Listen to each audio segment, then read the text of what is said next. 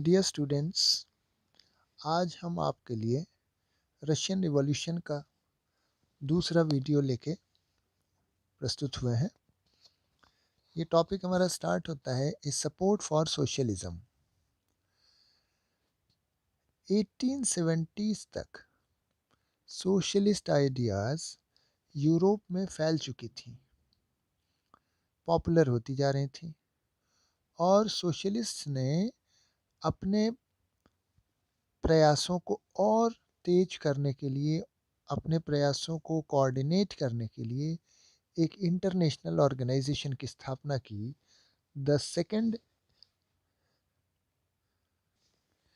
International, ये second international एक international organisation था सोशलिस्ट्स का, ताकि दुनिया में सोशलिज्म को स्प्रेड करने में और सहायता मिले। देखो, इंग्लैंड और जर्मनी में जो वर्कर्स थे, इन्होंने अपने एसोसिएशन बनाने स्टार्ट कर दिए, क्योंकि ये अपनी लिविंग कंडीशन को और बेटर बनाना चाहते थे, अपनी वर्किंग कंडीशंस को और अच्छा बनाना चाहते थे।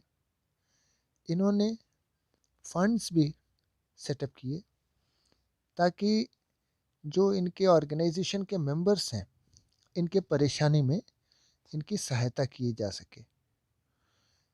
इसके अलावा workers in England and Germany, इन्होंने अपने वर्किंग आवर्स को कम करने की डिमांड की और इन्होंने वोटिंग राइट की भी डिमांड की, ताकि ये डिसीजन मेकिंग में भी हिस्सा ले सकें। जर्मनी में ये जो एसोसिएशंस थे इनके वर्कर्स के, ये सोशल डेमोक्रेटिक पार्टी के साथ मिल के काम कर रहे थे और इन्होंने सोशल डेमोक्रेटिक पार्टी को इलेक्शन जीतकर पार्लियामेंट्री सीट हासिल करने में मदद भी की। तो सोशल डेमोक्रेटिक पार्टी के साथ ये मिले हुए थे। इन 1905 सोशलिस्ट्स और जितने भी ट्रेड यूनियन वाले लोग थे, ट्रेड यूनियनिस्ट्स, इन्होंने मिल के ब्रिटेन में एक पार्टी बनाई, लेबर पार्टी। तो labour party in Britain was found by the socialist and trade unionists. और इसी तरह फ्रांस में इन्होंने एक सोशलिस्ट पार्टी की स्थापना की। तो ये धीरे धीरे कैंपेनिंग कर रहे थे सोशलिज्म को बढ़ाने के लिए, लेकिन 1914 तक सोशलिस्ट जो हैं दुनिया के, यूरोप के, खास करके हम तो यूरोप की बात कर रहे हैं, यूरोप के किसी भी हिस्से में गवर्नमेंट बनाने में सफल नहीं हो पाए।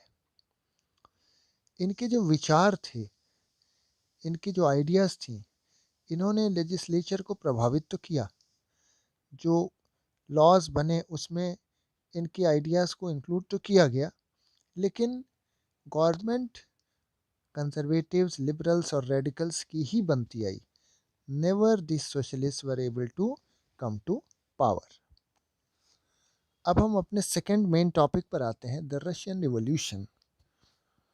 तो देखो, अभी हमने देखा कि सोशलिस्ट जो हैं ये अपना प्रभाव तो डालने में सफल हो रहे थे धीरे धीरे, लेकिन ये कहीं सरकार नहीं बना पाए थे। किसी भी यूरोपियन कंट्री में इन्होंने अपनी गवर्नमेंट बनाने में सफलता हासिल नहीं की। लेकिन एक ऐसा देश जो कि बहुत कम इंडस्ट्रियलाइज था, यूरोप के तमाम देशों में बहुत कम इंडस्ट्रियलाइज्ड स्टेट, यानी कि रशिया, रशिया में इन्होंने गवर्नमेंट को बनाने में सफलता प्राप्त की। तो सोशलिस्ट जो थे, इन्होंने रशिया में सरकार को पलट दिया। ये घटना हुई अक्टूबर रिवॉल्यूशन ऑफ 1917। तो रशिया में ये जो घटना हुई, मोनार्की को हटाना, the fall of monarchy in February 1917 and the events after that, इसके बाद के सारे घटनाक्रम को हम रशियन रिवॉल्यूशन के नाम से जानते हैं। तो हमें देखना होगा कि आखिर ये कैसे हुआ और सोशल और पॉलिटिकल कंडीशंस रशिया की कौन सी थी जिसके कारण रिवॉल्यूशन हुआ। जैसा कि हमने फ्रांस में भी पढ़ा कि फ्रेंच रिवॉल्यूशन के पहले हमें सोसाइटी के बारे में देखना पड़ेगा कि सोसाइटी की कंडीशन कैसी थी जिसने रिवॉल्यूशन को जन्म दिया, which forced the citizens to revolt. Similarly, here in Russia also we will see the Russian society. So let us see the Russian Empire in 1914. 1914 के पीरियड में रशिया में ज़ार निकोलस सेकंड का शासन था और इसका जो साम्राज्य था वो मॉस्को के अलावा आज का जो फिनलैंड है, लैटविया है, Lithuania, Estonia, some parts of Poland, Ukraine, Belarus, इन सभी हिस्सों में इसका साम्राज्य फैला हुआ था। पैसिफिक तक इसका साम्राज्य फैला हुआ था और इनके रशिया में जो रिलीजियस कम्युनिटीज़ थी, जो यहाँ के लोग थे, इनका जो मेजर रिलीजन था वो था रशियन ऑर्थोडॉक्स क्रिश्चियनिटी। क्रिश्चियन थे but Russian Orthodox Christian. Christian में भी देखो सेक्ट्स अलग अलग होते हैं, जैसे प्रोटेस्टेंट्स एंड कैथोलिक्स, तो अलग अलग हिस्सों में ये क्रिश्चियनिटी में थोड़े डिफरेंसेस आते हैं। तो majority of population in Russia was Russian Orthodox Christianity, जो कि ग्रीक ऑर्थोडॉक्स चर्च से डेवलप हुए थे। लेकिन इसके अलावा रशिया में कैथोलिक्स, प्रोटेस्टेंट्स, मुस्लिम्स, बुद्धिस्ट्स, ये सभी रहते थे। हालांकि मेजॉरिटी थी रशियन ऑर्थोडॉक्स क्रिश्चियनिटी की। अब हम देखेंगे कि रशिया की सोसाइटी, वहाँ की इकोनॉमी किस चीज़ पर बेस्ड थी, तभी हमें पता चलेगा कि ये रिवॉल्यूशन क्यों हुआ। So we are studying the causes of Russian revolution. See, 20th century के शुरुआत में रशिया में अधिकतर लोग एग्रीकल्चरिस्ट थे, फार्मर्स थे, नियरली 85%। और ये प्रोपोर्शन यूरोप के अन्य देशों से, जैसे फ्रांस और जर्मनी से बहुत ज़्यादा था। फ्रांस और जर्मनी में करीब 40 to 50% एग्रीकल्चरिस्ट थे, जबकि रशिया में 85%। ये जो किसान थे ये खूब प्रोडक्शन करते थे अपने खेतों में, अपनी ज़रूरतों को भी पूरा करते थे और एक्सपोर्ट के लिए भी। तो Russia was a major exporter of grain, क्योंकि एग्रीकल्चर वहाँ पर बहुत डेवलप था। इंडस्ट्री की अगर बात की जाए तो इंडस्ट्री डिस्ट्रीब्यूटेड नहीं थी, it was localised, it was in pockets. Mainly इनकी जो इंडस्ट्रीज थी वो सेंट पीटर्सबर्ग और मॉस्को, इन दो सिटीज़ में कंसंट्रेटेड थी और बाकी हिस्सों में इंडस्ट्रियलाइजेशन नहीं हो पाया था। जो क्राफ्ट्समैन थे, जो कारीगर थे, they were working in this industries, working in the workshops. अधिकतर जो प्रोडक्शन था वो कारीगर किया करते थे, लेकिन बड़ी फैक्ट्रीज में नहीं, छोटी वर्कशॉप्स में। लेकिन ये छोटी छोटी जो वर्कशॉप्स थी, इनके साथ साथ लार्ज फैक्ट्रीज भी एग्जिस्ट करती थी, although in very less number.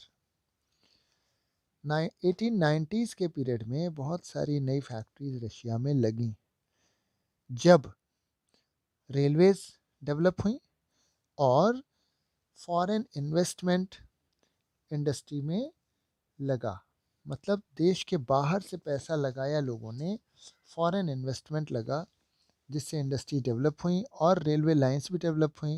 As a result industries increased. Industries increase हुई तो कोल का प्रोडक्शन बढ़ा, क्योंकि at that time the coal was the only fuel available for industries. तो कोल का प्रोडक्शन डबल हुआ और इसी कारण iron and steel production 4 times बढ़ गया। और इन सब चीज़ों का नतीजा ये हुआ कि 1900 आते आते इन सम एरियाज़, पूरे रशिया में तो नहीं लेकिन इन सम एरियाज़, फैक्ट्री वर्कर्स और जो छोटे वर्कशॉप में काम करने वाले क्राफ्ट्समैन, इनकी संख्या लगभग बराबर हो गई। याद करो कि पहले अभी हमने देखा था कि क्राफ्ट्समैन की संख्या कम थी, और क्राफ्ट्समैन की संख्या ही ज़्यादा थी और फैक्ट्री में काम करने वाले वर्कर्स बहुत कम थे। लेकिन ये जो इंडस्ट्रियलाइजेशन होने लगा, धीरे धीरे इंडस्ट्रीज़ बढ़ी, कोल प्रोडक्शन बढ़ा, फॉरेन इन्वेस्टमेंट बढ़ा, रेलवे लाइंस डेवलप हुई, तो इंडस्ट्रियलाइजेशन होने लगा और इंडस्ट्री में काम करने वाले लोगों की संख्या भी बढ़ने लगी। लेकिन एक खास बात ये थी कि जैसा कि अधिकतर होता आया है अधिकतर सभी देशों में, कि ये जो इंडस्ट्रीज थी वो अधिकतर प्राइवेट प्रॉपर्टी हुआ करती थी। बड़े बड़े इंडस्ट्रियलिस्ट होते थे जिनकी प्राइवेट प्रॉपर्टी होती थी इंडस्ट्रीज, और गवर्नमेंट का इसमें कोई विशेष रोल नहीं होता था। गवर्नमेंट का रोल सिर्फ इतना होता था कि गवर्नमेंट ये सुपरवाइज कर सकती थी कि वर्कर्स को मिनिमम वेजेस मिल रही हैं या नहीं, और वर्कर्स को काम कितने घंटे तक करना पड़ रहा है। There was a limit, so limited hours of work and minimum wages. These two things were ensured by government, but actually government could not supervise these because generally these rules were broken. Craft units और small workshop जो थे वहाँ पर workers को 15-15 घंटे की duty करनी पड़ती थी, और जो बड़ी इंडस्ट्रीज थी वहाँ पर 10 to 12 आवर्स की ड्यूटी करनी पड़ती थी। वर्कर्स को रहने के लिए एकोमोडेशन की सुविधा भी अच्छी नहीं थी। रूम से लेके डॉर्मेटरीज तक वैरी करती थी इनकी सुविधाएं, क्योंकि वर्कर्स की संख्या देखो धीरे धीरे बढ़ती जा रही थी, और आसपास के विलेजेस से, रूरल एरिया से वर्कर्स आते जा रहे थे सिटीज़ में भीड़ बढ़ती जा रही थी। अब देखो ये जो वर्कर्स थे ये एक अलग सोशल ग्रुप था। रशिया में वर्कर्स का अपना एक अलग डिवाइडेड सोशल ग्रुप था। इसमें कुछ तो ऐसे थे जिनके गांव से रिलेशंस थे, तो जब इनको काम की कमी होती थी, जब अनएम्प्लॉयमेंट का माहौल होता तो ये गांव भी जा सकते थे। लेकिन बहुत से वर्कर्स ऐसे थे जिनके गांव में कोई रिलेशंस नहीं थे, और ये सिटी में आके परमानेंटली सेटल हो गए थे। वर्कर्स को स्किल के आधार पर, उनकी योग्यता के आधार पर डिवाइड किया जाता था। डिवाइड किया क्या जाता था, actually the workers were divided by themself. और जो मेटल वर्कर्स हुआ करते थे उनका स्थान सबसे ऊंचा हुआ करता था। मेटल वर्कर्स अपने आप को एरिस्टोक्रेट्स मानते थे वर्कर्स के बीच में। among all the workers the metal workers considered themselves superior to other workers, क्योंकि उनके ऑक्यूपेशन में ज़्यादा ट्रेनिंग, ज़्यादा स्किल की ज़रूरत थी, तो ये अपने आप को ज़्यादा योग्य समझते थे। जितने भी फैक्ट्री में लेबर्स काम करते थे उसमें वुमेन का भी पार्टिसिपेशन था। वुमेन 31% वुमेन लेबर्स भी काम करते थे। 1914 की बातें हो रही हैं ये। लेकिन ये जो वुमेन वर्कर्स थे उनको जो वेजेस मिलती थी वो मेन से कम मिलती थी। They were not given equal wages. ये जो वर्कर्स के बीच में जो डिवीज़न था, जो डिफरेंसेस थे, ये इनके ड्रेस और मैनर्स से भी झलक जाते थे। इनके ड्रेस भी अलग अलग हुआ करते थे और इनको पहचानना आसान था। कुछ वर्कर्स ने अपने एसोसिएशंस भी बनाए ताकि अपने मेंबर्स को ये बुरे वक्त में हेल्प कर सकें। एसोसिएशन के जो मेंबर्स हैं, क्योंकि जितने वर्कर्स हैं सभी को तो जॉब मिलने जाएगा। अगर 100 वर्कर हैं तो मान लो 80 वर्कर्स को काम मिला, तो 20 वर्कर जॉबलेस भी हैं, तो उनकी मदद हो सके, वो सफ़र ना करें ज़्यादा, इसलिए एसोसिएशन भी बनाए वर्कर्स ने खुद, ताकि उनको हार्डशिप से छुटकारा दिया जा सके। लेकिन ऐसे एसोसिएशंस की संख्या बहुत ज़्यादा नहीं थी। Only some workers were able to make such associations. अब देखो हमने देखा कि ये जो वर्कर्स थे ये डिवाइडेड तो थे, लेकिन जब कभी वर्क को स्टॉप करने की बात आती थी, जब कभी स्ट्राइक करने की बात आती थी, ऐसा तब होता था जब ये अपने एम्प्लॉयर्स से डिसएग्री करते थे। तो जब कोई ऐसा कॉन्फ्लिक्ट होता था अपने ओनर्स से, अपने एम्प्लॉयर्स से, तो ये वर्कर्स स्ट्राइक करते थे। ऐसे समय में ये सारे वर्कर्स यूनाइट हो जाते थे। They all got United. ऐसी स्ट्राइक्स रशिया में कई बार हुई। टेक्सटाइल इंडस्ट्री में 1896 और 97 में हुई। मेटल इंडस्ट्री में 1902 में हुई। तो ये इन स्ट्राइक्स में हम एक चीज़ देखते हैं कि ऑल दो divided but workers got united during the time of strike. So it can be said that they were concerned with one another. अपने हितों के लिए वो एक हो जाते थे। अगर हम कंट्री साइड की बात करें, गांव की बात करें, तो जो पीजेंट्स थे ये खेती तो करते थे, एग्रीकल्चर तो करते थे, लेकिन प्रॉपर्टी, ज़मीन इनकी अपनी नहीं हुआ करती थी। ये जो प्रॉपर्टी होती थी वो नोबल्स की, क्राउन यानी कि किंग की और ऑर्थोडॉक्स चर्च की हुआ करती थी। तो ये सारी प्रॉपर्टीज़ इन्हीं के पास हुआ करती थी, the nobility, crown and the Orthodox church. Peasants जो थे ये भी वर्कर्स की तरह डिवाइडेड थे। इनके पास देखो प्रॉपर्टी नहीं थी और ये डिवाइडेड भी थे। साथ ही साथ ये लोग रिलीजियस भी थे, रिलीजियस माइंडेड थे, but they had no respect for their nobles. इनको नोबिलिटी के लिए इनके मन में कोई रेस्पेक्ट नहीं हुआ करता था, एक्सेप्ट ए सर्टेन केसेस। इसका रीज़न था कि जो नोबल्स थे उनके पास जो पावर था और उनकी जो पोजीशन होती थी वो कहाँ से आती थी? From their service to the tsar. और ज़ार एक डिक्टेटोरियल रूलर था, मनमाना करता था, ऑटोक्रेटिक था। तो ये हम सब जानते हैं। तो ज़ार की सेवा करके इनको पावर मिला था, तो they were also behaving like the tsar. They were not worried about the workers, about the peasants. So ये जो पीजेंट्स थे ये नोबल्स की रेस्पेक्ट बिल्कुल नहीं करते थे। फ्रांस में हमने पढ़ा है कि फ्रांस में जो पीजेंट्स थे वो अपने नोबल्स की इज्जत करते थे, and they even fought for them, उनके लिए लड़ने को भी तैयार रहते थे। लेकिन रशिया में ऐसा नहीं था। Peasants did not respect there nobles. ये चाहते थे कि जो नोबल्स की ज़मीनें हैं वो भी उनको मिल जाएं। कई बार ये लोग नोबल्स को रेंट पे करने से भी इनकार कर देते थे और यहाँ तक कि लैंडलॉर्ड्स का मर्डर भी कर देते थे। They were so violent. इस तरह की घटनाएं 1902 में हुई साउथ रशिया में, और फिर 1905 में हुई पूरे रशिया में। तो हम देखते हैं कि रशियन पीजेंट्स में एक डिफरेंस हमें दिखाई देता है। Unlike the French peasants, Russian peasants did not respect there nobility and they even became violent with them.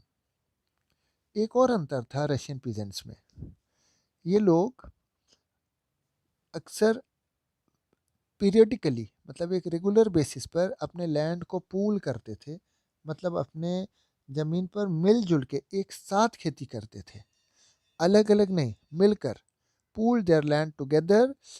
और जो इनकी उपज से जो इनको इनकम होती थी, it was divided according to the need of individual families. ये एक बहुत बड़ी बात थी और एक बहुत डिफरेंट बात थी इन द रशियन पीजेंट्स, कि ये लोग क्या करते थे? They pooled their land together periodically, on a periodical basis, and whatever the product was there, it was divided according to the need of the families. Thank you.